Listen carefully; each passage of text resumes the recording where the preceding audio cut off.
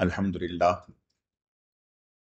اللہ تعالیٰ کے فضل و کرم سے ہمارے آج 20 پارے تراویح میں مکمل ہو گئے الحمدللہ۔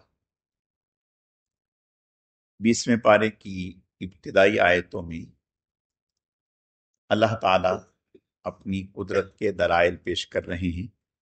امن خلق السماوات والارض وانزل لکم من السماء ماء، فرمایا کہ ان سے پوچھیں کہ آسمانوں اور زمینوں کو کس نے پیدا کیا۔ فَأَنبَتْنَا بِهِ حَدَائِقَ ذَاتَ بَہْجَةٍ، پھر آسمانوں سے پانی اتارا اور اس کے ذریعہ سے زمین سے طرح طرح کی نباتات پیدا کی۔ أَنْتُنبِتُوا شَجَرَهَا أَإِلَٰهٌ مَّعَ اللَّهِ، ان چیزوں کے اگانے میں، پیدا کرنے میں کیا اللہ کے علاوہ کسی اور کا بھی دخل ہے؟ تو اللہ فرما رہے ہیں کہ ان سے پوچھیں کہ یہ ساری چیزیں یہ کون ہے؟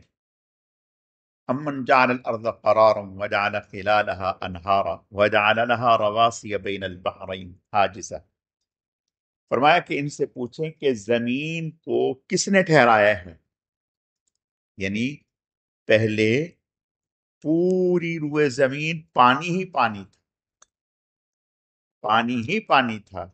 اس پانی پر زمین کو وجود کس نے بخشا؟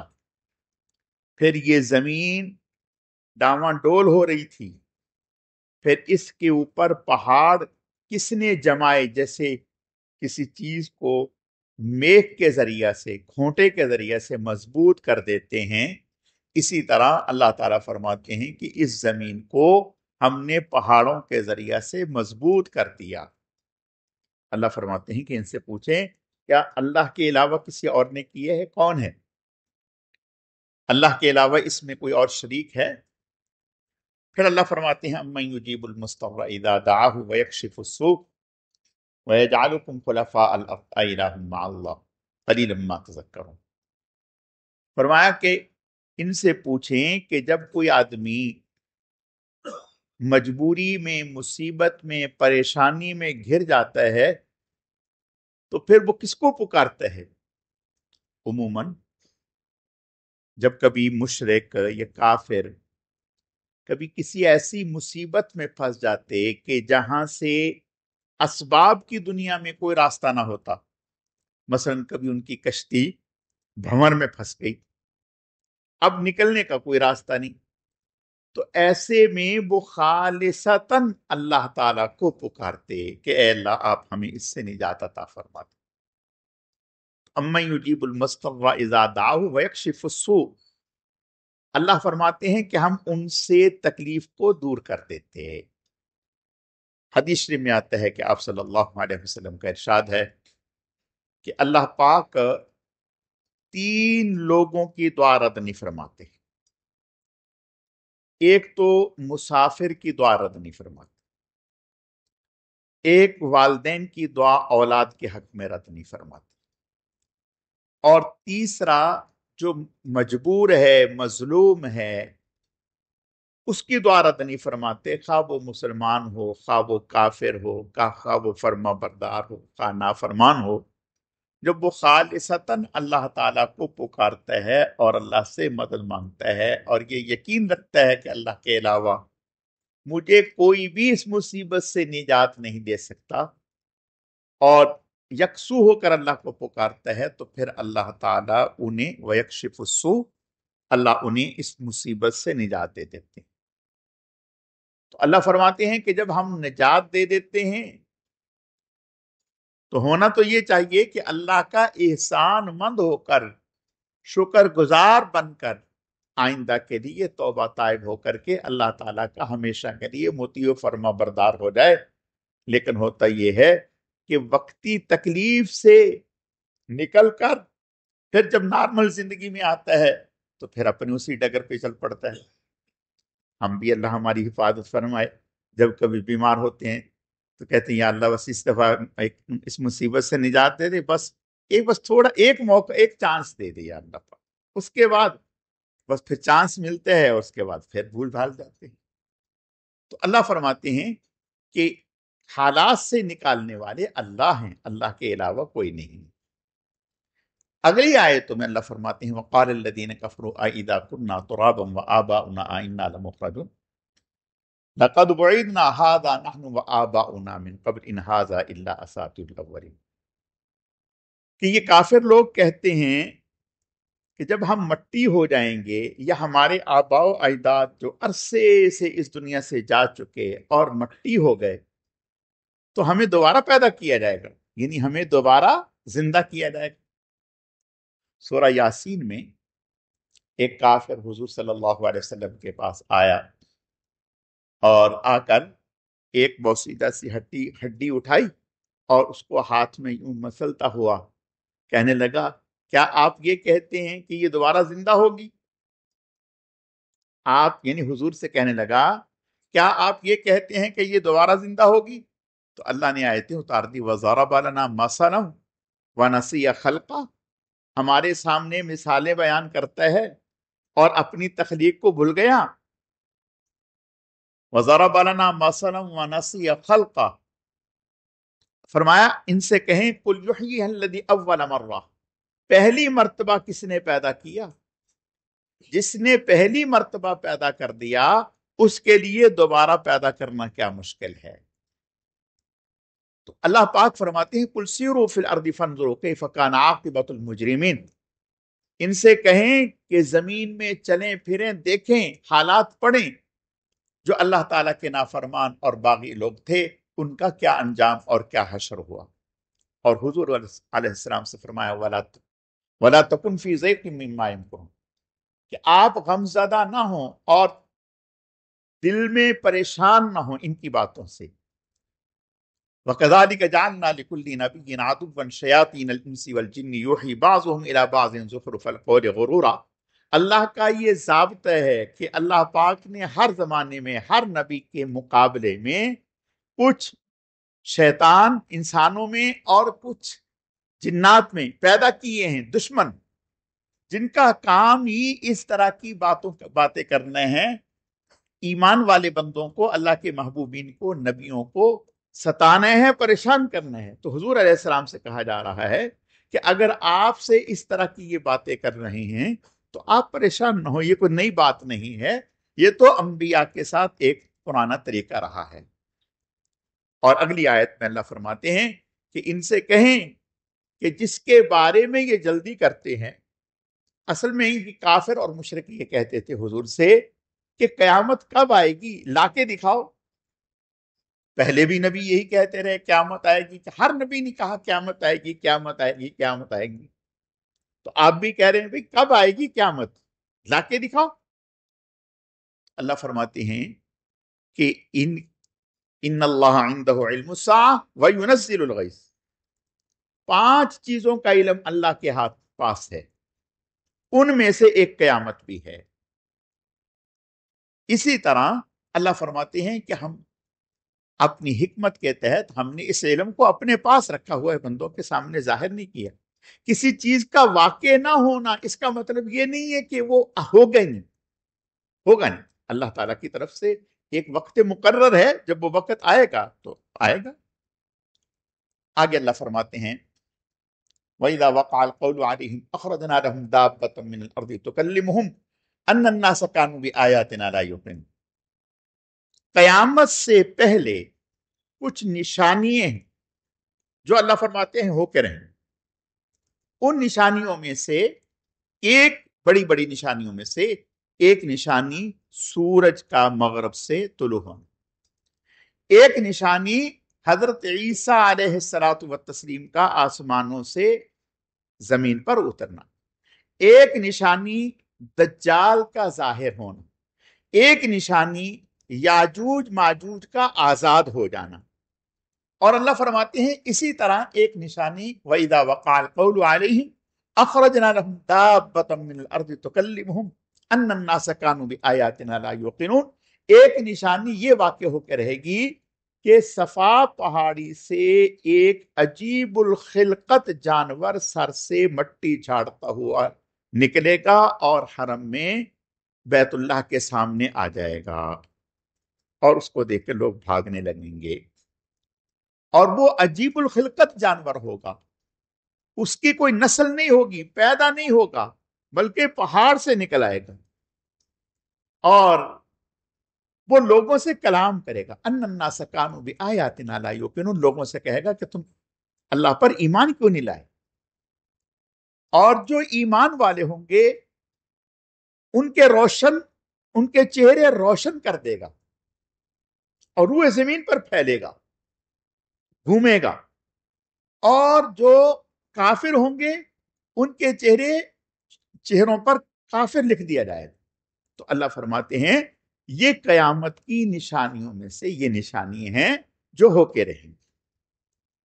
اگلی سورت میں، سورت القصص، اس آیت میں، اس سورت میں اللہ فرماتے ہیں نتلو علیک من نبأ موسیٰ وفرعون بالحق ان فرعون علا فی الارض وجعل اہلہا شیعا یستضعف طائفة منہم، کہ ہم آپ کے سامنے موسیٰ علیہ السلام کے حالات بیان کرتے ہیں۔ فرعون نے زمین پر غلبہ حاصل کر لیا تھا، اور ایسا غلبہ حاصل کر لیا تھا کہ کچھ لوگوں کو زمین پر اس نے کمزور کر دیا تھا، یعنی بالکل ان کو زمین کے ساتھ لگا دیا تھا، اور کچھ لوگوں کو اتنا اس نے ظلم و ستم ڈھایا کہ اور بچیوں کو قتل کر دیا، اور بچوں کو قتل کر دیا۔ حضرت موسیٰ علیہ السلام کے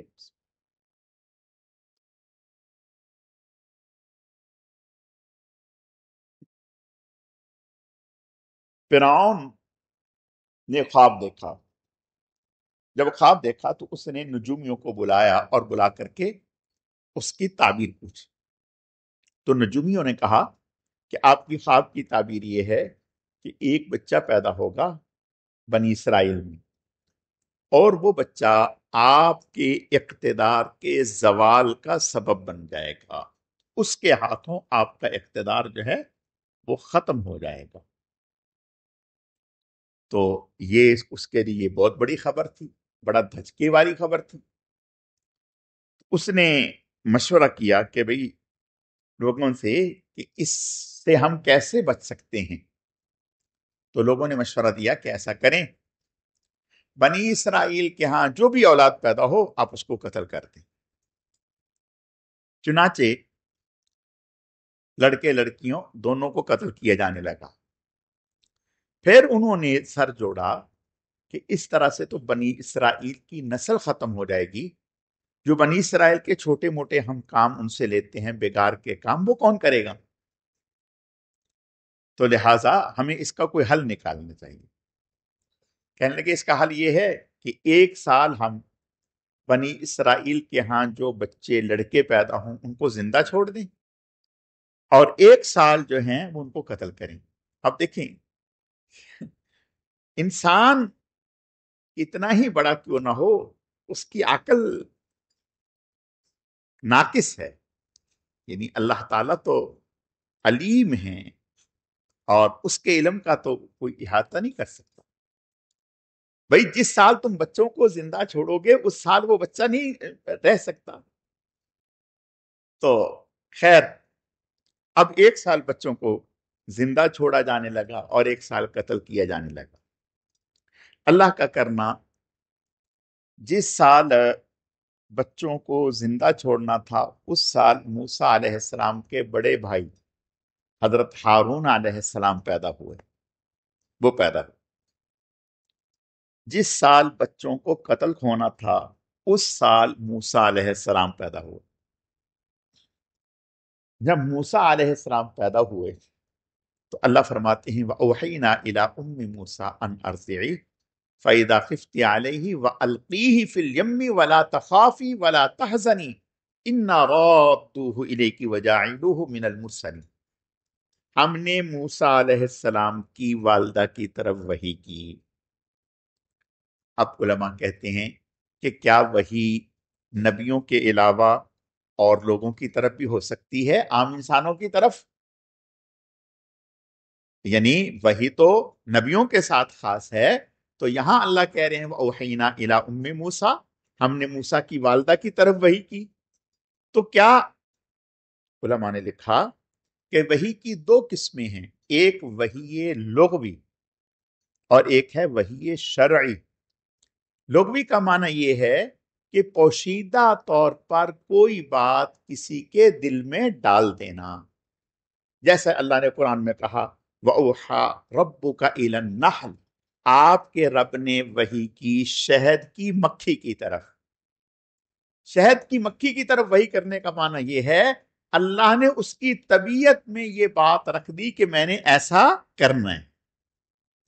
اسی طرح حضرت موسیٰ علیہ السلام کی والدہ کے دل میں اللہ نے مضبوطی سے یہ بات ڈال دی. وَأَوْحَيْنَا إِلَىٰ أُمِّ مُوسَىٰ أَنْ أَرْضِعِيهِ فَإِذَا خِفْتِ عَلَيْهِ فَأَلْقِيهِ فِي الْيَمِّ وَلَا تَخَافِي وَلَا تَحْزَنِي إِنَّا رَادُّوهُ إِلَيْكِ وَجَاعِلُوهُ مِنَ الْمُرْسَلِينَ، کہ آپ اسے دودھ پلائیں جب آپ کو بہت زیادہ اندیشہ ہو، خوف ہو، لگے کہ فرعون کی پولیس جو ہے وہ آپ پہنچی یا آنے والی ہے، یا آپ کو لگے کہ بھئی ہمارا راز آؤٹ ہو گیا، تو آپ اسے دریا میں ڈال دیں، اور اس طرح سے ڈالیں کہ تابوت میں ڈال کر پھر اس کو دریا میں ڈال دیں.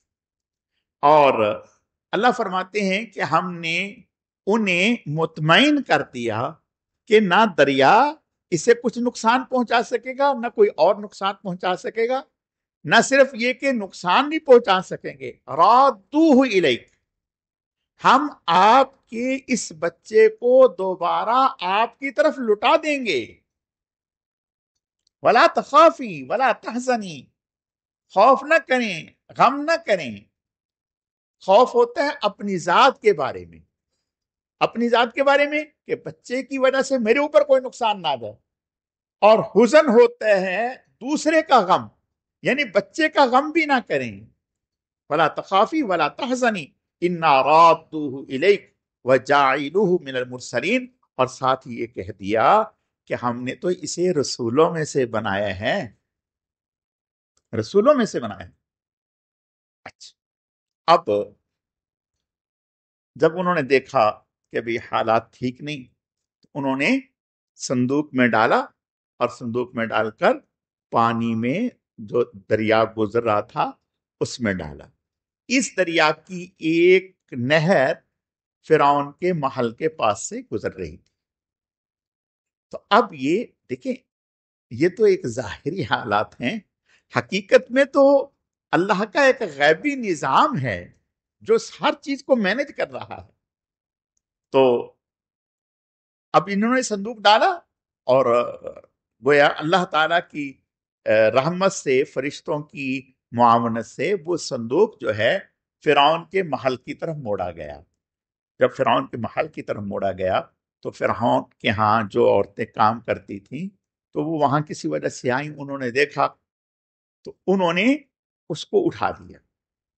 جب اٹھایا تو لا کر انہوں نے ایسے ہی فرعون کی زوجہ آسیہ کے سامنے رکھا. جب ان کے سامنے رکھا تو اس نے کھولا تو بچہ، اور بچہ بھی بہت حسین، خوبصورت. دیکھیں، خوبصورت تو بے شمار بچے ہوتے ہیں، خوبصورت تو بے شمار بچے ہوتے ہیں، لیکن کیا ہر بچہ خوبصورت ہمارے دل میں اتر جائے گا؟ نہیں. وَأَلْقَيْتُ عَلَيْكَ مَحَبَّةً مِّنِّي وَلِتُصْنَعَ عَلَىٰ عَيْنِي اسْتَمْشِي أُخْتُكَ فَتَقُولُ هَلْ أَدُلُّكُمْ عَلَىٰ مَن يَكْفُلُهُ. اللہ فرماتے ہیں کہ ہم نے آپ کی محبت ڈال دی. وَأَلْقَيْتُ عَلَيْكَ مَحَبَّةً مِّنِّي وَلِتُصْنَعَ عَلَىٰ عَيْنِي، کہ آپ کی ایسی محبت ڈال دی کہ ان دیکھتے کے ساتھ ہی ان گویا ان کی آنکھوں کی ٹھنڈک بن گئی اور دلوں میں اتر گیا. دیکھتے کے ساتھ ہی جب آسیہ نے دیکھا تو لیا ہاتھ میں اور فرعون کے پاس آئی اور کہنے لگی کہ قریب ہے کہ یہ ہمارا بیٹا بن جائے، قریب ہے ہم اس کو بیٹا بنا لیں اور اس سے ہمیں نفع پہنچے. تو فرعون نے کہا کہ آپ کا بیٹا بن جائے، میرا تو نہیں. تو علماء نے لکھا اگر وہ بھی کہہ دیتا تو ہو سکتا ہے کہ اللہ اس کہنے کی برکت سے اس کو ہدایت دے دیتے. اب جب بچہ لے لیا، اب اگلا مرحلہ یہ آیا کہ اس کو دودھ پلانا ہے، اس کو زندہ رکھنا ہے. کیسے رکھیں؟ دودھ پلانا ہے. اب جب دودھ پلانا ہے تو بھئی دودھ کون پلائے؟ تو جو عورتیں تھیں دودھ پلانے والی ان کو بلایا گیا اور کوشش کی گئی کہ دودھ پی لے. آپ عموماً دیکھتے ہیں کہ چھوٹے بچے ہوتے ہیں، ان کی ماں انتقال کر جاتی ہے، وہ پھپھی کا دودھ پی لیتا ہے، خالہ کا دودھ پی لیتا ہے، یہ کسی اور کا دودھ پی لیتا ہے، وہ دودھ پی لیتا ہے، اور اسی وجہ سے رضائی بچہ بن جاتا ہے. جیسے حضور صلی اللہ علیہ وسلم نے حضرت آمنہ کا دودھ پی لیا. آپ صلی اللہ علیہ وسلم نے 4 عورتوں کا دودھ پیا، 4 عورتوں کا دودھ آپ صلی اللہ علیہ وسلم نے پیا. تو اسی طرح ایک بچہ دودھ پی لیتا ہے. اور عرب میں تو یہ عام روایت تھا کہ جب کوئی بچہ پیدا ہوتا تو عورتیں آتی اور آ کے لے کے جاتی، ان کو دودھ پلاتی، پرورش کرتی. تو یہ بچہ ایسا ہے کہ اس کو دودھ پلانے کی کوشش کی جا رہی ہے لیکن یہ دودھ لے ہی نہیں رہا. کیوں نہیں لے رہا؟ قرآن کہتے ہیں وَحَرَّمْنَا عَلَيْهِ الْمَرَاضِعَ مِنْ قَبْلِ، کہ ہم نے پہلے ہی اس بچے پر عورتوں کا دودھ حرام کر دیا. یعنی یہ نہیں لے رہا، ایسا نہیں، کوئی طاقت لینے نہیں دے رہی، کوئی غیبی طاقت ہے جو اسے پینے نہیں دے رہی. اور وہی طاقت اللہ کی طاقت ہے جس کے قبضہ قدرت میں بڑوں کے دل بھی ہیں، چھوٹوں کے دل بھی ہیں. ہر ایک چیز کے دل اس کے قبضہ قدرت میں ہیں. اللہ کیا کہہ رہے ہیں؟ وَحَرَّمْنَا عَلَيْهِ الْمَرَاضِعَ مِنْ قَبْلِ فَقَالَتْ هَلْ أَدُلُّكُمْ عَلَىٰ أَهْلِ بَيْتٍ. اب جب دودھ نہیں لے رہا تو کہنے لگے بھی ڈھونڈو اسی ایسی عورت کو ڈھونڈو جس کا دودھ لے. اور ادھر والدہ نے کہا اپنی بیٹی سے کہ بھائی ذرا دیکھو، اور پہلے ہی اس کو جب صندوق ڈالا تھا تو اس کو کہا تھا کہ تم ذرا کنارے کنارے ساتھ چلتی رہو، غیر محسوس طریقے سے ذرا پتہ لگاؤ کہاں جاتا ہے، کیا ہوتا ہے، جتنا بس میں ہے. تو اس نے جا کر دیکھا کہ بھئی یہ تو وہاں پہنچ گیا، تو اس نے آ کے گھر میں بتایا. تو والدہ نے کہا کہ جاؤ بھائی دیکھو صورتحال کیا ہے. تو وہ ڈھونڈتی پھر رہی تھی. تو اس نے کہا کہ اگر کہو تو ایک عورت ہے تو وہ دودھ پلاتی ہے، تو اس کا بھی ٹرائی کر کے دیکھ لو. نے کہا بالکل ٹھیک ہے. چنانچہ حضرت موسیٰ علیہ السلام کی والدہ کو بلوایا گیا اور بلوا کر کے بچہ ان کے حوالے کیا گیا کہ آپ اس کو دودھ پلائیں. انہوں نے دودھ پلایا تو موسیٰ علیہ السلام نے کھٹ سے پینا شروع کر دیا. جب دودھ پینا شروع کر دیا اب بہت خوش ہو گئے، بھی یہ تو بہت اچھا کام ہو گیا. کہنے لگے ٹھیک ہے، بس آپ شاہی محل میں رہیں، یہیں رہیں، اس بچے کی پرورش کریں اور دودھ پلائیں، آپ کو خرچہ دیں گا. واہ بھائی واہ، کیا بات ہے. کنواں پیاسے کے پاس نہیں چل کے آتا، پیاسا کنویں کے پاس جاتا ہے. ضرورت آپ کی ہے، میری نہیں ہے. میں فارغ ہوں کیا، میرے اور بچے ہیں، گھر بار ہے، دیکھنا ہے، مجھے ضرورت نہیں ہے یہاں رہنے. آپ کو اگر ضرورت ہے تو آپ نے کہا ٹھیک ہے جی، آپ لے کے جائیں، بچے کو رکھیں، کبھی کبھی ہمیں دکھائیں اور دودھ پلائیں. تو گویا اللہ نے اپنا وعدہ پورا کر دیا. وَلَا تَخَافِي وَلَا تَحْزَنِي إِنَّا رَادُّوهُ إِلَيْكِ وَجَاعِلُوهُ مِنَ الْمُرْسَلِينَ. اب یہ بچہ بڑا ہو رہا ہے. جب بڑا ہو گیا، دودھ کے مرحلے سے آگے نکل گیا، تو اب فرعون کی بیوی نے اسے اپنے گھر میں لے لی. جب گھر میں لے لیا تو ایک دن موسیٰ علیہ السلام نے فرعون کی داڑھی پکڑی اور مارا تھپڑ کھینچ کے اس کے منہ پہ. فرعون کے کان کھڑے ہو گئے. اس نے کہا کہ جہاں سے ابھی تھپڑ پڑنے شروع ہو گئے تو لگتا ہے یہ تو آگے چل کے یہی کہیں ایسا نہ ہو کہ میرے لیے درد سر بن جائے. اس نے کہا میں تو اس کو قتل کرتا ہوں. حضرت آسی نے فرمایا کہ نہیں، پاگل پھانا نہ کریں، بچہ ہے، معصوم بچہ ہے، ان کو کیا پتا. وہ تو یہ سمجھ رہے تھے یہ معصوم بچہ ہے، لیکن انہیں کیا خبر ہے کہ پیچھے کوئی طاقت ہے جو اس کو چلا رہی ہے. جس طاقت نے عیسیٰ علیہ السلام کو بلوا دیا تو وہ طاقت ہی جو یہاں موسیٰ علیہ السلام کو چلوا رہی ہے. تو خیر، کہا کہ اگر آپ چاہیں تو اپنا وہم دور کرنے کے لیے آپ یہ کر لیں کہ ایک امتحان لے لیں. ایک تشتری میں ہیرے جواہرات رکھ دیں اور ایک تشتری میں انگارے رکھ دیں، اور اگر تو یہ خاص بچہ ہوگا جیسا ہمارا یہ آپ کا ذہن ہے تو پھر یہ ہیرے جواہرات کی طرف ہاتھ بڑھائے گا، اور اگر یہ عام سا ہوگا تو پھر یہ آگ کی طرف ہاتھ بڑھا لے گا۔ تو کہا ہاں یہ ٹھیک۔ اب ایسا کیا گیا۔ حضرت موسیٰ علیہ السلام ہیرے جواہرات کی طرف ہاتھ لے کے جا رہے تھے، جبرائیل علیہ السلام تشریف لائے، انہوں نے ان کا ہاتھ پکڑ کر ایک انگارہ اٹھوایا اور منہ میں ڈالا، جس سے زبان جل گئی اور زبان میں جو ایک لکنت کی کیفیت تھی وہ پیدا ہو گئی۔ تو خیر اس طرح سے فرعون کی جو ایک شر تھا اس سے اللہ نے نکلنے کی تدبیر کر دی۔ اب یہ موسیٰ علیہ السلام بڑے ہوتے رہے۔ جب موسیٰ علیہ السلام ولما بلغ اشدہ آتیناہ حکما وعلما وکذالک نجزی المحسنین، کہ جب یہ جوان ہو گئے، اشدہ کہتے ہیں 33 سال کی عمر کو، 33 سال کی عمر کو اشدہ کہتے ہیں، یعنی بالکل اس وقت عین جوان ہوتا ہے 33 سال کا۔ اب یہ جوانی کب تک رہتی ہے؟ تو حضرت امام ابو حنیفہ رحمۃ اللہ علیہ فرماتے ہیں کہ 40 سال تک جوانی رہتی ہے، 40 سال کے بعد انسان ڈھلنا شروع ہو جاتا ہے۔ لیکن بعض حضرات کہتے ہیں کہ نہیں، 33 سال، 25 سے 33 سال تک جوان ہے، اس کے بعد 33 یا 35 سال کے بعد گویا بڑھاپا شروع ہو جاتا ہے۔ خیر، تو جب بالکل جوان ہو گئے تو اللہ فرماتے ہیں ولما بلغ اشدہ آتیناہ حکما وعلما، ہم نے اپنا غیبی علم ان پر کھول دیا، حکمت کے دروازے کھول دیے، یعنی جو اپنے خاص محبوبین کو، نبیوں کو، جو ہم خاص قسم کی فراست، ادراک، وجدان، شعور عطا کرتے ہیں، وہ موسیٰ علیہ السلام پر کھول دیے۔ اب موسیٰ علیہ الصلوۃ والتسلیم سمجھ گئے، جانتے تھے کہ بھائی میں تو اس طرح سے اللہ پاک نے مجھے یہاں لائے ہیں۔ تو موسیٰ علیہ الصلوۃ والتسلیم وقتاً فوقتاً روک ٹوک کرتے تھے، تو فرعون نے موسیٰ علیہ الصلوۃ والتسلیم کو گھر سے بے دخل کر دیا، گھر سے بے دخل کر دیا۔ اب موسیٰ علیہ الصلوۃ والتسلیم شہر سے باہر اپنا رہنا سہنا کرتے ہیں، کبھی کبھی موقع بنا کر شہر میں آتے، دیکھتے، ملتے جلتے، حالات لیتے، پھر وہاں چلے جاتے، پھر آتے، پھر اس طرح سے۔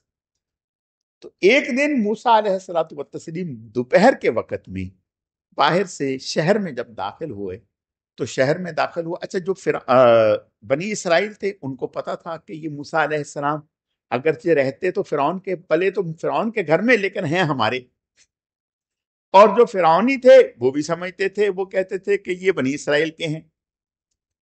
تو ایک دن موسیٰ علیہ السلام جب دوپہر کے وقت شہر میں داخل ہوئے تو دیکھا کہ ایک بنی اسرائیل یعنی حضرت کی قوم کا ایک آدمی وہ فرعون کی قوم کے ایک آدمی سے جھگڑ رہا ہے۔ جب جھگڑ رہا ہے تو حضرت قریب آئے اور قریب آ کے بات سنی، سمجھانے، اس نے جو موسیٰ علیہ السلام کی قوم کا تھا اس نے فاستغاثہ الذی، اس نے حضرت کو مدد کے لیے بلایا، مدد کے لیے بلا کہ آپ میری مدد کریں۔ حضرت پہنچے، دیکھا، بات سنی، اس کو سمجھایا کہ رفع دفع کرو، لیکن وہ مانا نہیں۔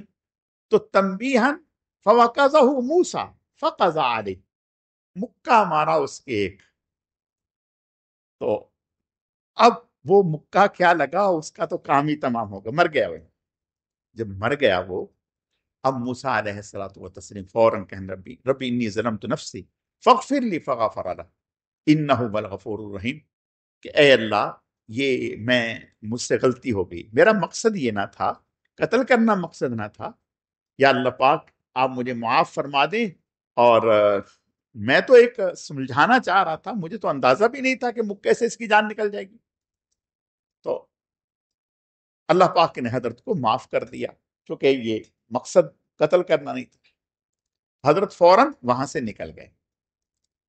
اب کس نے کیا کوئی پتہ نہیں، بات رفع دفع ہو گئی، لیکن فرعون نے کہا کہ بھئی تلاش کرو بندہ تلاش کرو کہ ہمارے بندے کو قتل کس نے کیا ہے۔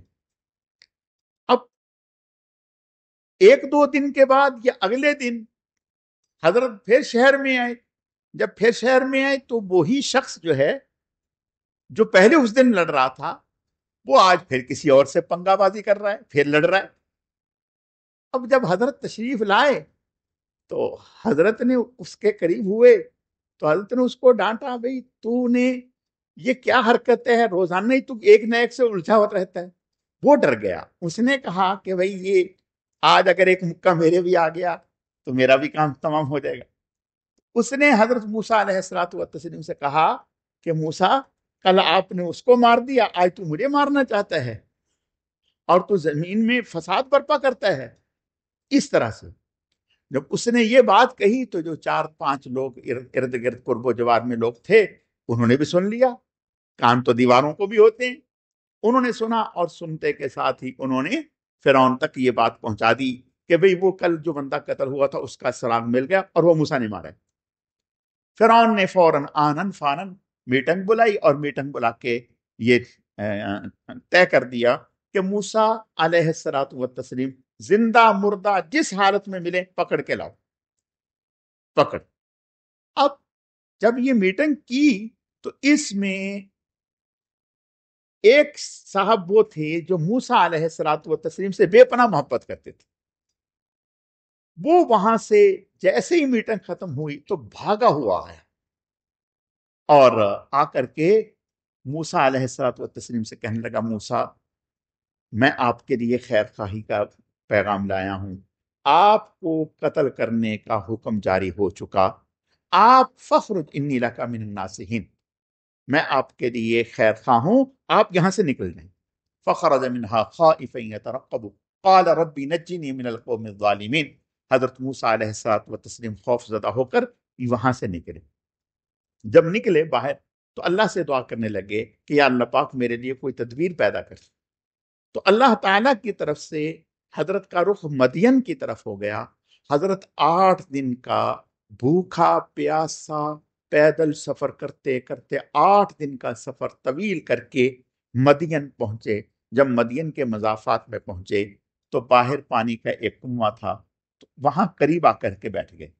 جب وہاں قریب آ کر کے بیٹھے تو دیکھا کہ لوگ وہاں سے پانی نکال رہے ہیں، تو ایک لڑکی آئی، بکریاں ان کے ساتھ تھیں، تو ایک یا دو وہ آئیں اور آ کر کے کھڑی ہو گئیں اور لوگ پانی نکال رہے ہیں۔ یعنی لوگوں میں اتنا شعور نہیں ہے کہ بھی عورتوں کو یا بچیوں کو پہلے موقع دے دیں، چلو وہ اگر ہم نہیں شرم و حیا کی وجہ سے، اختلاط کی وجہ سے آگے نہیں بڑھ رہی تو ہم ان کو موقع دے دیں۔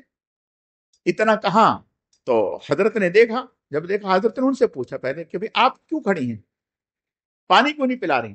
تو انہوں نے کہا کہ ہم مردوں میں گھسنا پسند نہیں کرتی اور ہمیں اس لیے نکلنا پڑا کہ ہمارے والد بوڑھے ہیں، ورنہ یہ کام تو ان کے مردوں کے کرنے کے کام ہیں، عورتوں کے کرنے کے کام تو ہے نہیں، لیکن چونکہ ہمارے والد بوڑھے ہیں تو اس وجہ سے ہمیں نکلنا پڑا، اور مردوں میں گھسنا ہمیں اچھا نہیں لگتا اور یہ ہمیں موقع دیتے نہیں، تو لہٰذا یہ جب سارا پانی پلا پلو کے فارغ ہو جاتے ہیں تو پھر جو کوئی بچ جاتا ہے تو وہ۔ حضرت نے فرمایا اچھا۔